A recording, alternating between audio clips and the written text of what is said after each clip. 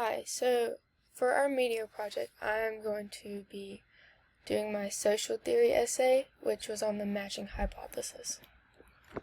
The background of the matching hypothesis started in 1996 by Walster et al.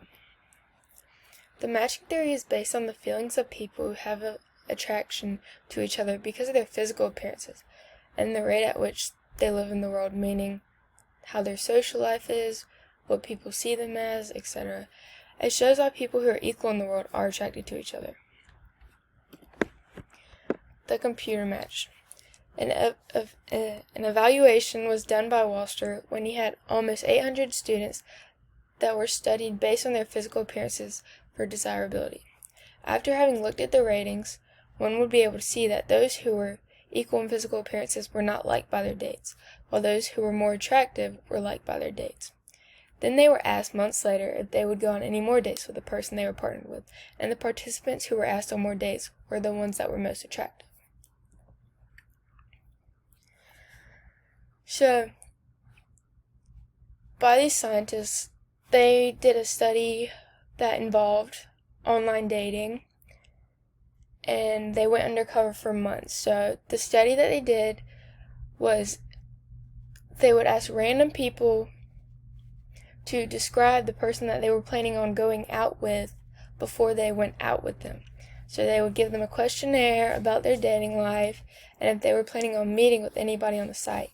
And after meeting with the person, before and after, they would be asked to describe the person. And the scientists saw that from what they studied from all the questionnaires, believed that the people picked one another because of their worth and their physical appearances.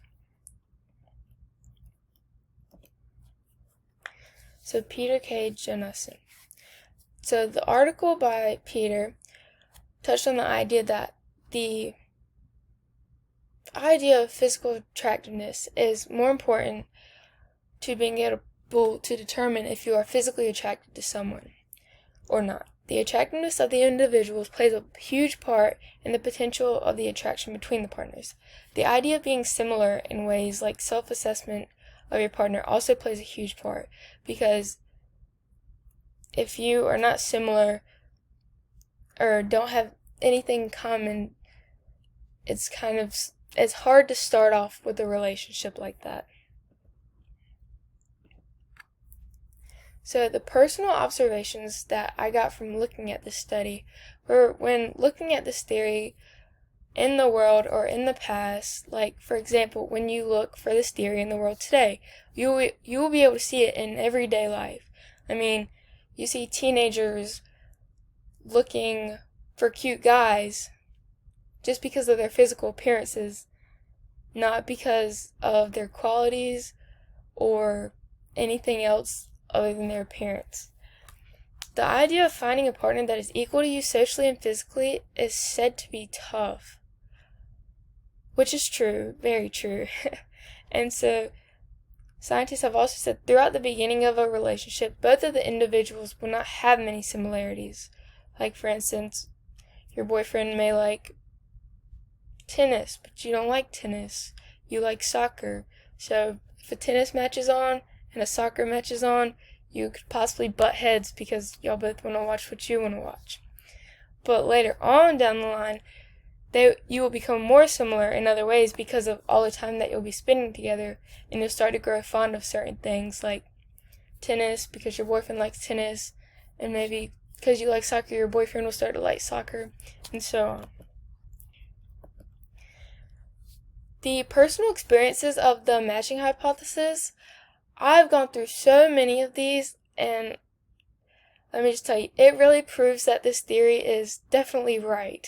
So, for example, I have liked someone who is attractive physically, but he is older than me. And so, over the past couple months, I've come to like certain things that I did not like before because he likes them. And because of all the time that we have spent together at my house, and all the complimenting has led me to become similar to him in certain ways. Like, for instance, I don't eat deer meat that much. I mean, I eat it every now and then. And he's a big deer hunter. So he brought deer jerky over the other night, and, I ate it because I thought it was really good. And so because of these personal experiences, it brings me to believe that the theory is something that people experience every day when it comes to relationships, like new relationships, old relationships, and so on. I mean, it even happens in marriages too. So the overall look at this theory is that all of these studies have taught me that this theory shows people the main thing when looking for a partner, which is not physical appearance, but also something that you have in common with each other. So the theory can have a good or bad effect on people whether or not they get turned down for a date or not. So the whole point of this theory is to prove that physical attractiveness or being similar to another person socially, physically, mentally, and so on plays a huge part in why you are attracted to them, if they are attracted to you, and so on. And for example, I mean, you can see, I'm trying to think of an example. Like, if somebody is rated as a 10 and you're rated as a 7, they would think that is impossible for the 10 to like you because you are not rated like them. But if a 7 and a 7 see each other and are physically attracted to each other, people would say that that is that is a capable beginning of a relationship because you are similar in one way for them. So the whole point of the matching hypothesis is just by looking at somebody by their qualities. And that is all I have to say, so thank you for listening.